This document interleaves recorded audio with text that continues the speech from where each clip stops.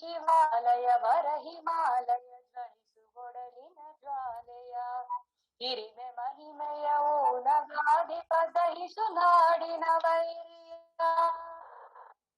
ಸತ್ತು ಮಲಗುತ ನೆತ್ತರಿದ್ದರು ಎಣಿತು ಸಾಸರ ಯೋಧರು ನಮ್ಮ ನೆಲದೊಲೆ ಹೆಮ್ಮೆ ಛಲದೊಲೆ ಮಾತೆ ಗರ್ಭಿತರಾದರು ಅತ್ತ ಹೆಣ್ಣಿನ ಕಣ್ಣ ನೀರೆದೆ ಹೆತ್ತ ಒಡಲದು ಜೀರಿದೆ ಸುರಿದ ನೆತ್ತರ ಸೇಡಿನುತ್ತರ ನೀಡಿರೆನ್ನುತ ನರಳಿದೆ ನೀಡಿರೆನ್ನುತ ನರಳಿದೆ ಪರಶಿವಾಲಯ ವರ ಹಿಮಾಲಯ ಜ್ವಲಿಸುಗೊಡಲಿನ ಜ್ವಾಲೆಯ ಹಿರಿಮೆ ಮಹಿಮಯ ಓಲಗಾಧಿಪ ದಹಿಸು ನಾಡಿನ ವೈರಿಯ ವೀರದಾಹಿರನೊಡನೆ ಬಾಳಿದ ಸಿಂಧು ದೇಶದುಲಡಗಿದ ಖಡ್ಗ ಬಂಧುವೆ ಸೀಲು ದಾಸ್ಯವ ಏಳು ಮೇಲೆ ಗೆಲ್ಲುತ್ತ ಪೃಥ್ವಿರಾಜನ ಸಮರ ಸಿಂಹನ ಹೂಡಿ ಮೇಚರ ಕಡೆಯುತ್ತ ಮೆರೆದೆ ಲೋಹವೇ ದಾಹ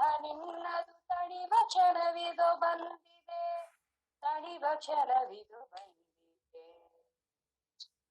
ಪರಶಿವಾಲಯ ವರ ಹಿಮಾಲಯ ಜ್ವಲಿಸುಗೊಡಲಿನ ಜ್ವಾಲೆಯ ಹಿರಿಮೆ ಮಹಿಮೆಯ ಓಲಗಾಧಿಪ ದಹಿಸು ನಾಡಿನ ವೈರಿಯ ಕಾಲ್ತಿ ಝಾನ್ಸಿಯ ಮಣ್ಣೊಳಗಿದ ದಾಹದಡಿ ಬಾಯಾರಿದ ರಕ್ತ ಸ್ನಾನದ ಬಯಕೆ ತೀರದ ಪೂರ್ವಜರ ಪರಿವಾರದ ಕಾಂತಿನ ಕುವರ ಸಿಂಹರ ಕಳೆದು ನಾಡಿದ ಕುಶಲರೇ 100 ವರ್ಷದ ನಿತ್ಯೆಂದಿಗೆ ಸಾಕು ಲೋಹದ ಗೆಲಿಯರೇ ನಿತ್ಯ ಸಾಕು ಲೋಹದ ಗೆಲಿಯರೇ ಪರಶಿವಾಲಯ ವರ ಹಿಮಾಲಯ ಜ್ವಲಿಸುಗೊಡಲಿನ ಜ್ವಾಲೆಯ ಹಿರಿಮೆ ಮಹಿಮೆಯ ಓಲಗಾಧಿಪ ದಹಿಸು ನಾಡಿನ ವೈರಿಯ ಹಿರಿಮೆ ಮಹಿಮೆಯ ಓಲಗಾಧಿಪ ದಹಿಸು ನಾಡಿನ ವೈರಿಯ ದಹಿಸು नाडिन वैरिया। नमस्ते। धन्यवाद अंबिका जी। किरण कुमार जी से मैं अनुरोध कर रहा हूँ, आप अपनी चर्चा शुरू कीजिए। Thank you Mohan ji. Namaste everybody. Everyone namaskara. So we will today talk about India and China, the current issues, the current border dispute, not just the border part. We will try to understand in all angles. The first part will be how we became a neighbor of China. That will be the first part. The second part will be how do we get to Atma Nirbhar. We all talk about Atma Nirbhar Bharat, but we will take up like a few examples of Atma Nirbhar and try to understand.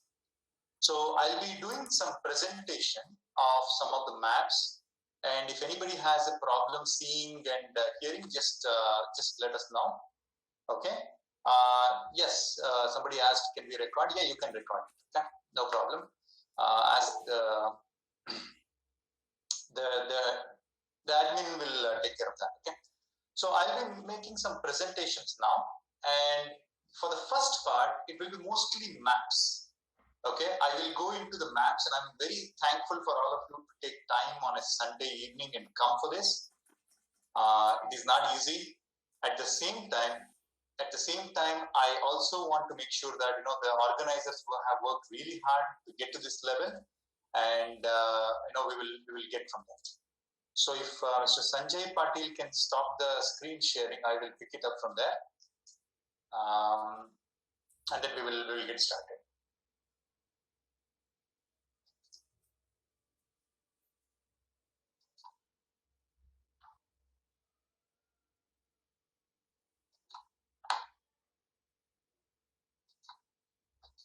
Okay, so right now I'm making a presentation. Can everybody see that China map now with the yellow part in the middle? Can you see it on screen? Yeah, we're able to see.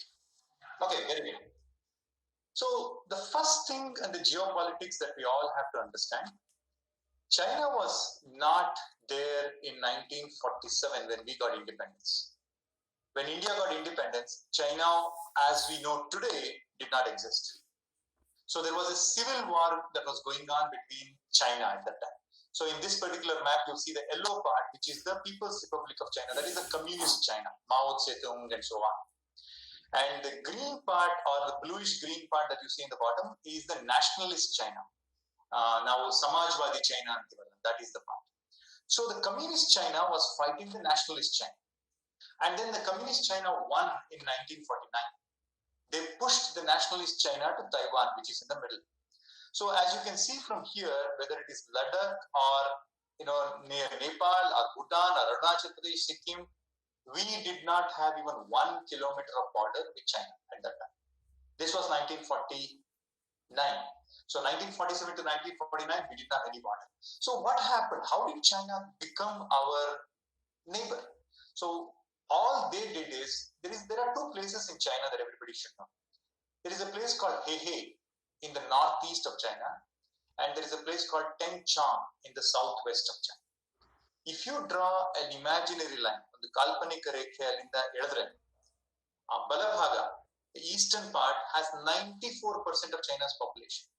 A Edabhagdalli Janani illa. You know why? Because you can see in the bottom, India's population near the border is very high. Within 200 to 400 kilometers, there are crores of people, 30, 40 crore people. But in China, the border with India, they have nobody living. Nobody, because this whole thing, most of them, they occupied after the communists came to power in 1949. So this is what we need to know. We also need to know that this same line, similar to the line, there is also another line called 15-inch isohet. 15-inch, why they say is because anywhere in the world, if you don't get 15-inch of rain in a year, in a place, you cannot grow crops. It's too dry. So the entire China on the western part of that line, right from Manchuria to Inner Mongolia to Tibet to Xinjiang and to the western part of real China, it's all dry. They cannot grow anything there to sustain their populations. It's very dry. Most of them there's no deserts or real sand deserts. So what exactly happened is, this is basically the map of China as per them. So when you are talking about two countries, you have to know our side and their side also. In their side, as you can see, they've given a lot of provinces, as they call. So whether it is Jilin province or Henan province or Hubei, where the Wuhan is there, and all these provinces are there. And then they have these gray color things as other provinces or autonomous regions. They call it different, but essentially most of them were occupied after 1949. Between 1949 and 1962, they started taking all these parts one by one, and then they became our partner or our neighbor. So ನಮ್ಮ ಗಡಿ ಅವರ ಜೊತೆ ಬಂದಿದ್ದು ಈ 1949 ಇಂದ 1962 ಮಧ್ಯದಲ್ಲಿ. So please remember this first point. China was not our neighbor. Our neighbor was Tibet. Tibet was our neighbor for thousands of years. It was Tibet. China, after they took over Tibet in 1950s, they became our neighbors. Why is Tibet so important for us? Because Tibet is the place, it is like a water reservoir of Asia. Sindhu Nadi, which is, we still have some part within us, but mostly it has gone to Pakistan. The Sindhu Nadi, the Indus as we call, is originating in Tibet. Brahmaputra is originating in Tibet. Ganga, even though we say Gangotri now, there is still more glaciers that come from top, so it's getting a lot of water from Tibet. So we get 3 or 4 main rivers, the origin place is close or in Tibet. Similarly, Myanmar has a Irrawaddy that comes from Tibet. Mekong comes from Tibet for Thailand, and so on. So Tibet has origins of more than 9 major rivers, and China took it over. So whether you like it or not, they're our neighbors, and they're here. They also had one more thing. When Mao, the communist dictator, when he took power, he said Tibet is like China's right hand. Okay, and Tibet is like China's right hand, and there are 5 fingers to Tibet, he said. And those 5 fingers, what he said is, so he said Tibet is my China's right hand, and there are 5 fingers. One is Ladakh, one is Nepal, one is Sikkim, one is Bhutan, and one is Arunachal Pradesh, what they call as South Tibet. Okay, I'll share again. I just stopped it myself. So their long-term plan is that they want to get all the 5 fingers along with Tibet. They're very clear. They're very clear and they want to do it. That is why they are in our border. And that is why they're in our border since 1962. They're fighting every year. They walk in and they create problems. So their thing is, you have to understand one more thing. Indian army is for country of India. It doesn't belong to any political party. It's not for like BJP or Congress or anybody else who's ruling. But in China, the PLA, the People's Liberation Army, it is mandated to be having communist parties ideology. They spend more than 30% of their time only in propaganda, reading about communist literature. So you have to understand that we are in a very asynchronous way. We are having an army which is for a country. They are having an army which is for the party. And between these two, there is a lot of differences that go on. So I'll continue. I'll basically continue now, and I will show you the next part. So there are 8 parts in India and Tibet border, which is mostly with Tibet, little bit with Xinjiang also, that is in the northern part. There are 8 parts where there are conflicts happening for the last 60 years. Okay, almost 60 years it's happening. One is on the western side, it's called the DBO. Okay, so DBO is the thing. This I'm showing you again. DBO. This is the border that I've basically drawn using Google Maps. DBO, as they call Daulat Beg Urdi, is the highest airport in India. It's at 16,200 feet above sea level. The second one, conflict zone, is always about this Pangong. Pangong is basically one of the highest lakes in the world, 14,000 feet above sea level. And it has no life. It is very cold and it is mostly salty. There's no life there, but it is very strategically important for them. I'll explain more later. The third one is the Sindhu River origin area. Demchok and other areas that they talk about. So this is the third part. The fourth part is near Kedarnath and Gangotri. So in the Uttarakhand border, that's why they have this Nepal thing coming into picture now. They're pushing Nepal to have an adverse reaction to India because they want to, focus on this. The fifth one is always Sikkim. Even though Sikkim is a part of India since 1975, so they're still focusing on it. Sixth is Tawang. For them, Tawang is the most important thing because they took over Lhasa. Lhasa is the capital of Tibet. And they think Tawang is like the South Tibet because some of the Dalai Lamas were born there, and then they want to take Tawang. And that is where the war happened also in 1962. The seventh area is the Siang Valley, where the Brahmaputra River comes into India. And the eighth one is the Walang Valley, which is the tri-state border between Myanmar, India, and China. So please make sure that these 8 parts are very clear to you. Whenever we talk about China and Atma Nirbhar or Tibet or anything, you need to know which are the points that and why the conflict happened. So for that, we need to go into a little bit more details. This is the satellite view of Ladakh. So in this particular thing, I'm going to focus mostly on the Ladakh part right now. Ladakh is the eastern part of Jammu and Kashmir. Now it is the Union Territory. Okay? I'm not going to talk much about Sikkim and others. We'll only focus on Ladakh because that is in news right now.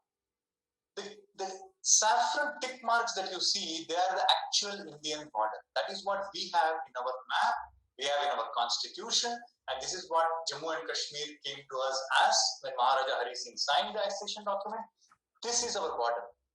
And the DBO that you see is very close to the northernmost tick.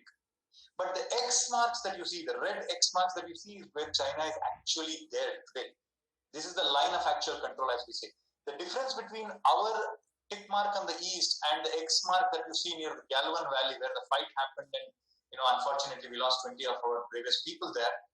This distance is 200 kilometers. So what they've done is they've taken over the entire Aksai Chin Valley and they have come near us. And this is not today or yesterday, they've come a long way back. Just like how I have drawn the X mark, there is also a map that was drawn long back, all these Johnson line, McMahon line, different lines are there. But basically, the difference between their perception and our perception is exactly what I'm showing. That each X mark is about 30 kilometers. So what they say is the end of this X is their border. What we say is this is the line of actual control on our side. Even though we claim till here, in the line of actual control also there is a lot of disturbance. We think it's some 30 kilometers to the east, they think it's 30 kilometers to the west. On many areas, and there is no mud. This is unfortunately what we have inherited from 1950s and 60s. We had, bad situation. I'm not going to talk about politics right now, but all I'm saying is as country, we have inherited this. So there's always near DBO, they will come and go, near Epsang Valley they'll come, near Galwan Valley they'll come, near Pangong they'll come, near Gogra and Hot Springs they come, and in the bottom they come. Basically what is happening is, it's just a series of mountains. As you can see, this huge mountain range. This mountain range is called Karakoram. Karakoram is the mountain range, which comes from all the way from here. You see the green hexagon that I've drawn. That is the world's second tallest mountain peak, K2. That is a part of India, but unfortunately it's with Pakistan and China today because they've occupied. This is also another thing that I've drawn. This is where Sindhu Nadi meets Galwan. Sindhu Nadi meets this Shok river. This is very important. It's called Skardu. It's a part of Ladakh. It's called Baltistan, and then the other one is Gilgit. This whole thing is lost. And then there are two stars that you all have to know. One star is the Siachen. This big star that I've drawn in the middle is Siachen. That is the world's highest water level. Luckily, since 1984, we have held that. Even though we are losing a lot of people to weather, we have not lost Siachen, and that is very important. And as to seeing this map, you will know Pakistan has occupied the places in the west. China is in the north. China is in the northeast. China is very close in the east. So if you lose Siachen, this is going to be a huge problem. The second most important peak on that side is Kargil. That's today is the Kargil Vijay Divas. We are all ನಮ್ಮ ಹುತಾತ್ಮರಿಗೆ ನಾವು ಯಾವಾಗಲೂ ನಮಸ್ಕಾರ ಹಾಕಬೇಕು because 500 plus people gave their life to retain this Kargil. Otherwise, we would have lost it in 1999. Today is the Vijay Divas. 21 years back, they won this. So Siachen and Kargil are very important. This is like the border with Pakistan today. Pakistan occupied Kashmir, and the X things are the border with China. Now, I'll take a zoom out. Why are they so bent upon? Why are they getting into so many fights near DBO and Pangong? This is DBO again. This is Pangong again in the right. That is because they want this axis. You see the green hexagon on the top? That's called Kunjiram Pass. In the Karakoram mountain range, which comes from northwest to southeast, that is the only pass which connects China on the north to Pakistan on southwest today through Pakistan-occupied Kashmir, which we call as Gilgit. Pakistan-occupied Kashmir has three major areas. One is Gilgit, one is Baltistan near the Skardu area. Gilgit is in the northwest part, and southwest part near Muzaffarabad. So this whole area is Pakistan-occupied Kashmir, but for them, the life and death situation for Chinese is the Kunjiram. Because from Xinjiang, they connect to Islamabad area through this Gilgit area, and this is the pass. So if India is building the infrastructure near DBO, if India retains that DBO, India already has it. If India, because the distance between DBO and this Kunjiram is only 180 kilometers. For a military plane, for a fighter plane, it's 3 minutes, maybe 4 minutes max. So they are worried. They have put billions of dollars into that Belt Road Initiative, CPEC they call, China-Pakistan Economic Corridor. They are worried that if India is building all the roads and infrastructure to DBO like it's building, we already had a road before, but now we are building huge bridges, roads, all-weather thing. China is worried because now India can hit the eastern side in Aksai Chin. India can hit easily, any of these 219 highways in the north, and India can stop the CPEC where the dams and roads that they're building, they can actually stop if there is a thing. That's why they're pushing very hard. They're pushing all their might. In spite of them losing 30 to 100 people, they're not even revealed because it's a communist country. They don't have to tell how many people they lost. In India, we are giving all the Hutatmas big processions, but they don't have to tell. So they lost all these people. Still, they are working so hard to push India because they want to keep the control of it. And ultimately, Pakistan and China both want this DBO area.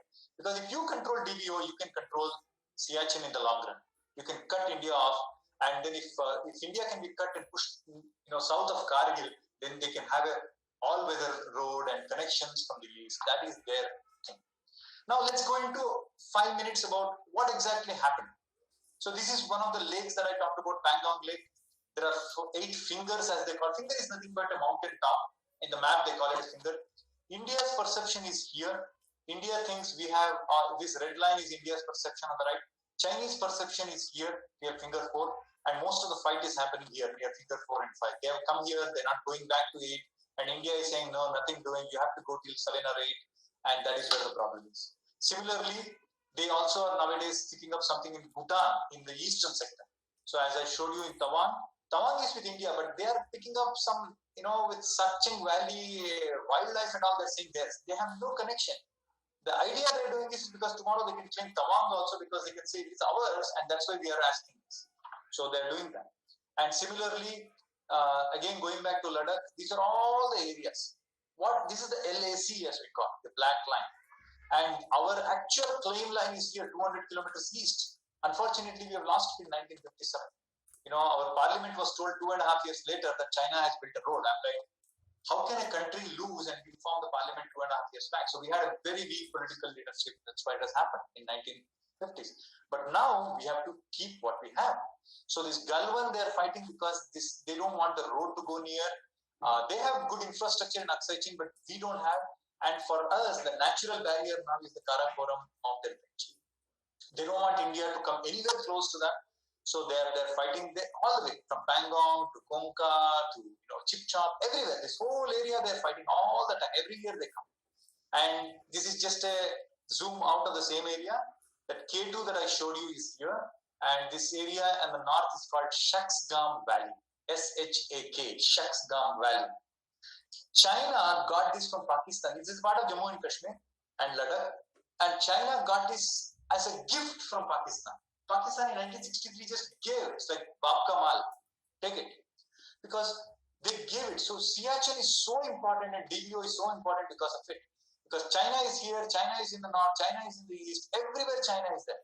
And if they can push India beyond this Indus-Sindhu river, then we will have a huge problem. So basically we'll be circled. That was the whole point of Kargil also in 1999. So these are all the... Okay, we'll come to that. Then, now let's see in the military angle. India's military is very strong. So irrespective of what you hear outside, China may be 5 times bigger than us in terms of economy. But Indian military can easily take. There is a northern command, there is a central command near Lucknow, there is a northern command near Jammu, and there is eastern command near Tezpur. India can easily take care, and India and China balance all here. You can just Google for India and military, China military comparison. China has a lot of money. As you can see, the defense budget of them is like more than 4 times us. But there is a lot of weakness that China has. First weakness, as I told you, is that they don't have any people living nearby. So they don't have any supply lines. And the area is very hostile because Tibetans don't like Chinese. They say, Han Chinese, go back. There's a fight going on. But on Indian side, most of the areas, we have very, very friendly population. So whether it is Navy or Air Force and all, there's a whole geopolitical discussion we can have some other time.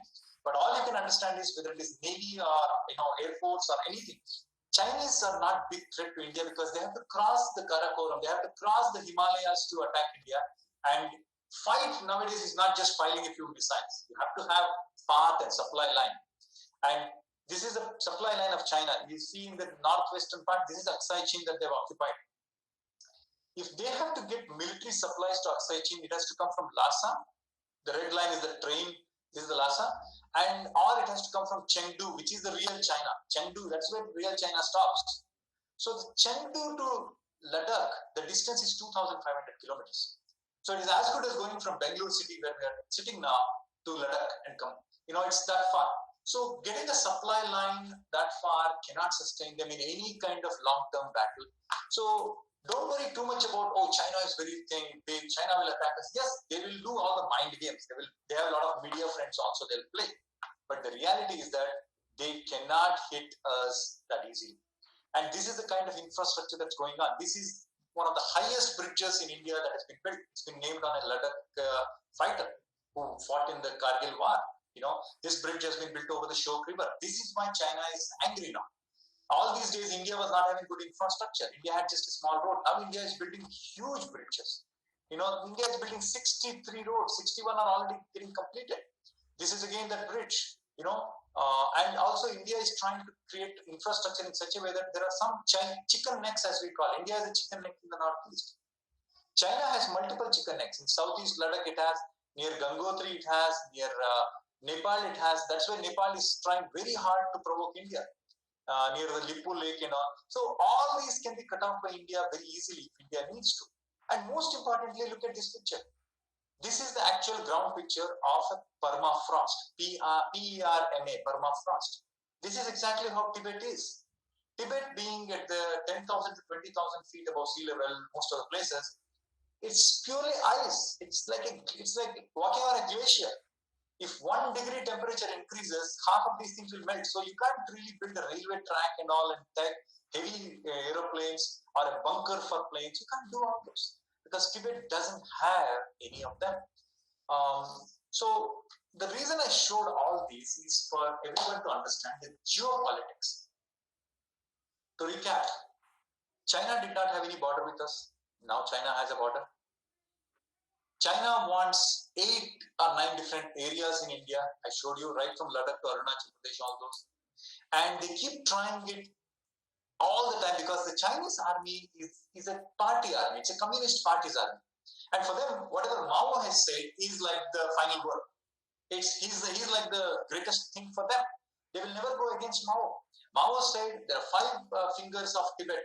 Ladakh, Nepal, Sikkim, Bhutan, Arunachal Pradesh. They want all 5. So no questions asked. Every Chinese army person has to work on it. So how do we counter China? So now let's talk about the Atma Nirbhar. So first thing is, don't worry. Indian army is pretty strong. It's got the things there. And it's the first time in 41 years that India has given a bloody nose to China. China has not lost a soldier. They've not lost more than 10 soldiers in 41 years. They just lost it. So they are under tremendous pressure. They want to hit. They're like, we are 5 times bigger than you. How can you hit us? That ego is there. Now let's spend the next 10 minutes trying to understand what exactly is happening on the non-border side. Economy. China's economy is at least 5 times bigger than India. Okay. So it's very important for us to understand that we have to grow much faster. All the things that Prime Minister Modi talks about for 5 trillion economy, that is just a start. We have to do much more than that because Chinese are already at 14 trillion or more. They're very high already. They're 5 times bigger. Second thing, on the political side, we are extremely good, because we can have a confrontation. We can have disagreements. We can talk to each other. Chinese don't know anything. ಅಲ್ಲಿ ಪ್ರಶ್ನೆ ಕೇಳುವಂತಹ ಮನೋಭಾವ ಇಲ್ಲ. ಪ್ರಶ್ನೆ ಕೇಳಿದ್ರೆ ನೀವು ದೇಶದ್ರೋಹಿ ಆಗ್ಬಿಡ್ತೀರಾ. So China is not a democracy. 3 generations have grown just saying yes sir. That's all. They have no freedom. They have very weak banking systems because everything is controlled by the party, Communist Party. They don't have any opposition. They don't know what is questioning. And that is why 90% of the groundwater is now poisoned in China because they just went and did whatever they want. They grew well. Economy has come up, but they have spoiled the country like anything. 26 provinces in China were having a flood 2 weeks back. It's like the 3 disaster they have built. So it's like they don't have questioning. Because of that, they made huge mistakes. Their financial systems are all controlled by the parties. Their businessmen, for example, Alibaba, you take, it's one of the biggest companies. Alibaba's founder is also, either a direct member or an indirect member of Chinese party. All the genome people, all the Wuhan virus researchers are all party members. So it's like you go to any area, whether you go to banking or industry or sports, anywhere, it's always the one dictatorship control. Unlike India, where everybody has freedom. Of course, we have, we always keep fighting on the political side, but compared to China, we are like light years. So in terms of politics and in terms of economy, in terms of the freedom, we are much better. Our systems are very strong, very sustained. Now, the most important part is, why is this Atma Nirbhar needed? Is it because Chinese came and killed 20 of our soldiers, brave soldiers? Could be one of the small reasons, but the real reason is, yes, we have great respect for the soldiers, but much beyond that, we have to prevent such a thing in the future. How do we prevent it? Because we need to make sure that we need to understand where do we stand. I'll give you 4 simple examples. Let's take, for example, this mask. Okay, PPEs. Everybody wears the mask, and of course, I'm at home. I'm not wearing. If I go out, I'll wear all these masks and PPEs. In February, India was not making any PPEs. There's hardly any PPE in industry. by end of March, end of May, India was making lakhs and lakhs of masks and PPE. Lakhs. So how did India get from almost zero to almost self-sufficiency? We're not importing any masks now. We have all these COVID major problems. Every day in Bangalore, we are seeing more than 2,000 cases. But you're not going to hear any hospital saying, oh, we have to import PPEs. No. How did we get? That is the first Atma Nirbhar that we need. When the lockdown thing was happening in India, when we are all going through a lot of problems, the government just pushed all these small companies. Everybody, right from Tamil Nadu, the Tirupur area to Gujarat and other areas, anybody who has a clothes business was there. Okay, can we make PPEs? Can we make masks? Can we make this? So India created such a beautiful infrastructure in a matter of 6 weeks to 8 weeks that we became self-sufficient in PPEs. We don't have to import. China has a lot of PPEs they want to give, but we said no. Whatever you give us 40, we don't need anymore. That's the first example. India can do it. So on easy things like bedding or clothes or even our Ganeshas come from China. The gifts that we get. So those things, Atma Nirbhar is pretty simple. We can do it. We were not doing because either things were coming very easy or we were very lazy. It was very easy. It was very cheap, so we were depending on that. But now people have taken over. So the first part is all the easy ones. Easy ones in the sense we have the capability, we can do it. Masks, PPE, gloves, they are the perfect examples. India is already self-sufficient. India doesn't have to depend on China anymore. So let's go to the second example. The second example is all the pharmaceuticals that we take. Pharmaceuticals is an area where we have the capability. India produces 60% of the world's vaccines. India produces more than 60% of the world's bulk drugs. India produces everything. In America, whatever drugs that they sell, Advil or Tylenol and all the brands, the actual ingredient is coming from India. More than 60% of the drugs sold in America in all the CVS pharmacy or any pharmacy comes from India.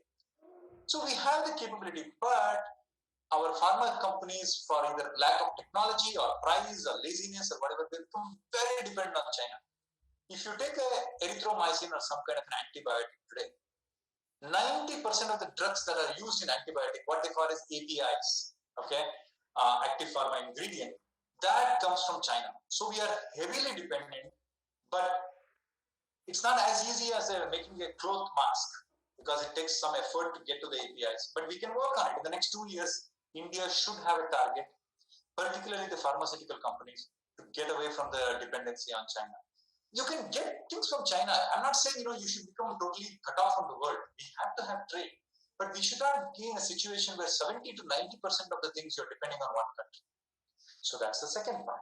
So India can work on it and India should work on it. So this is the second part of Atma Nirbhar, where we are having the know-how. We know how it can be done, but for price or other purposes, we are pushing too hard on China. We are dependent. So we got to have in the next 1 or 2 years to get that done. But the third thing is a little difficult. So we all have the phones, we take our phones and we work on it. But the phones, we are heavily dependent on China. We are heavily dependent on laptops, China. We are heavily dependent on solar panels for China.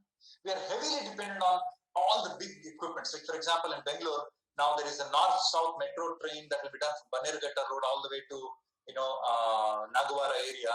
And that 14 or 18 kilometers of what they're going to drill, for that machines have come from China. So it's like we are heavily dependent on China on all these, especially the hardware. And why are we dependent on hardware? Because those who are in computer industry will know that.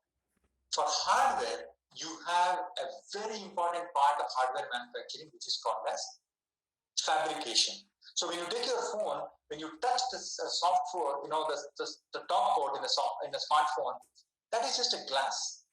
That's just a glass. But beyond the glass, how the sensors work, how the displays work, how the camera works, how the analog to digital conversion, digital to analog conversion, how each of the resistors and capacitors and transistors, how they all work in a microchip, all those come under hardware. But we can get all those.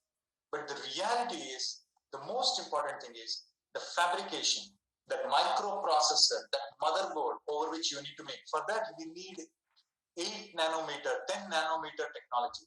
A nanometer is nothing but you take a meter and it is 10 to the power of 9, minus 9. You go, that many billion times smaller, that is a nanometer. So we need a technology at that nanometer level. And unfortunately, we don't have the technology. Even if we have, it costs like $40,000, 40,000 crore rupees or 50,000 crore rupees to set up one fab unit. And that become obsolete in 2-3 years because the technology goes further. So nobody is investing in India. There are 170 active fabrication units in the whole world where all these microprocessors and motherboards are made for your laptops, for your computer, for your soft phones, for your IoT, all the things. Not a single one of them is in India. India has fabs, but it's mostly for ISRO satellites or DRDO military equipment and so on. India doesn't have any large-scale commercial fab. We need to work on it. And for that, either big people like Ambani's and Birlas and Adani's and Tatas will have to put money in because common people cannot put 40,000 crores. Or the government will have to do something. So this is going to be the next 5-year to 10-year plan. India is now doing very well in Make in India, in the phone section. We have more than nearly 270 to 300 factories. But they're mostly assembly. Even in Bangalore, we have the Wistron now assembling iPhones near Kolar. We have near Chennai, there is a new one that just opened up. So India is doing very well when it comes to Atma Nirbhar on the Make in India. Things which are sold in India are being made in India, are being at least forced to make in India, which is good. But the problem is that we don't have the actual technology today on hardware, which needs to be there. Because China took 20 years lead ahead of us. And it's not just for India. This is the same problem for Germany, same problem for US, same problem for everybody. Nobody has that full-fledged technology. China has got into hardware supplies so much, the whole supply chain, that you can't take China out easily. Even if you want to. Even when you say, okay, I'm going to buy a Korean phone or a Taiwan phone or an American phone, the components are still dependent on China, just like our antibiotics. So we have to keep that in mind. That's the third part. The first one was easy. The second one was difficult. The third one is very difficult. And now I'm going to the fourth one, and this is the last one I talk, and then we'll take the questions. We all heard about 59 apps being banned, Chinese apps. TikTok was one of them, and then Share It, and the scan. Lots and lots of things happened. Let's take TikTok for example. Why was TikTok so important and so big in India? Again, I'm not a fan of TikTok or anything. I'm not a TikTok user, but I'm just telling you. Take an example, a 23-year-old young male in Chitradurga, ನಮ್ಮ ಕರ್ನಾಟಕದಲ್ಲಿ. ಪಕ್ಕದಲ್ಲಿ ಅನಂತಪುರಲ್ಲಿ ಒಂದು ಆಂಧ್ರ ಪ್ರದೇಶದಲ್ಲಿ, let's take some other 25-year-old girl or something. Why they became so addicted to TikTok? I'm just giving an example. Because TikTok's owner, ByteDance, they bought TikTok's technology from somebody, from Musical.ly or some other company was there. It's not like they built it from beginning. They bought it. But then they spent $1 billion. $1 billion is 7,500 crores. They've spent that much money just to work on the algorithm. Those who are in software industry like me, who have done work on algorithm, you'll know. For any software, whether it is app or an enterprise software or anything, algorithm is the most important thing. That's like the brain of the software. That will tell you whether the software works or not. So how did TikTok become so famous? Because they understood everything that was needed in a specific market. So the Chitradurga boy that I'm talking about, they understood, okay, he wants certain forms of songs, maybe a Puneet Rajkumar songs. They got all the copyrights for those songs. Then they understood the girl in Anantapur, she's using TikTok because she likes to do all the lip syncing. They got all the artificial intelligence for that. They started suggesting. Then they understood all the filters that these young people will need. The filter part, they took it up. Then they took up all the amazing way. Basically what they did is, they spent $1 billion to understand. That's why it was banned, because the data was always going to China, to the servers, and that's where they were analyzing. Even your server, your data also goes to Google. Right now we are doing it on Google. It will go to Google server also. Google will know everything about you, right? But at least America is not hostile to India today. China is. That is the only reason TikTok got banned. But the reality is that how can Indian companies, like Chingari is one example right now. There are so many examples. Mitra something was there. There are at least 50, 60 companies which are coming up as a competitor for TikTok. I'm going to replace TikTok. But can they really do it? This is the fourth part of Atma Nirbhar and the last part, and this is the hardest part. Unfortunately, for hardware, we just need to put money and we'll do it.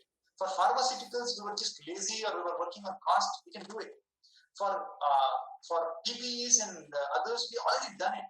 But software, this is India's strength. We are in the Silicon City of India. We are in the IT capital of India. But why did we give such a big advantage to TikTok? It's because of essential artificial intelligence. ByteDance, the company which owns TikTok, they spent huge amount of money on artificial intelligence.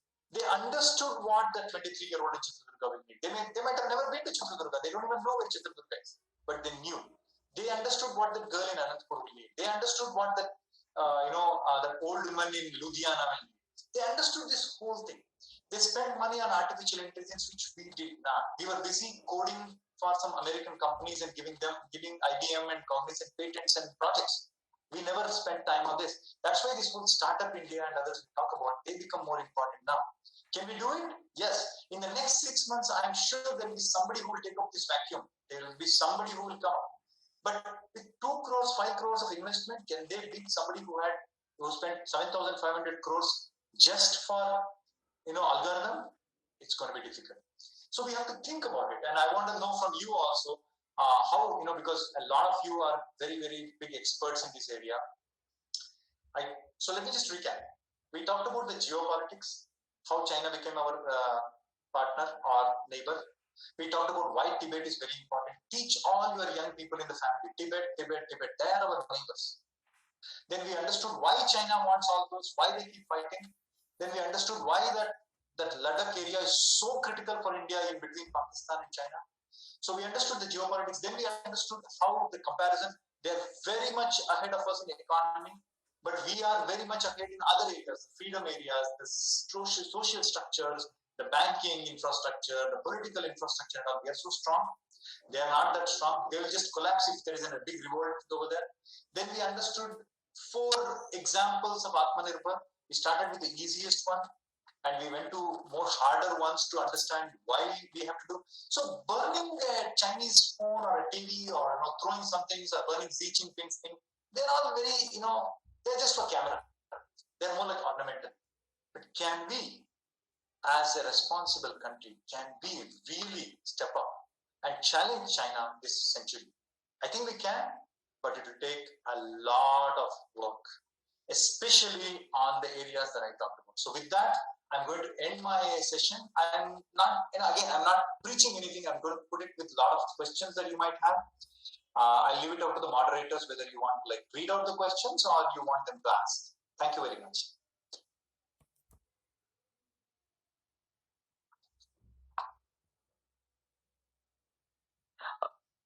प्रभात जी, हाँ जी,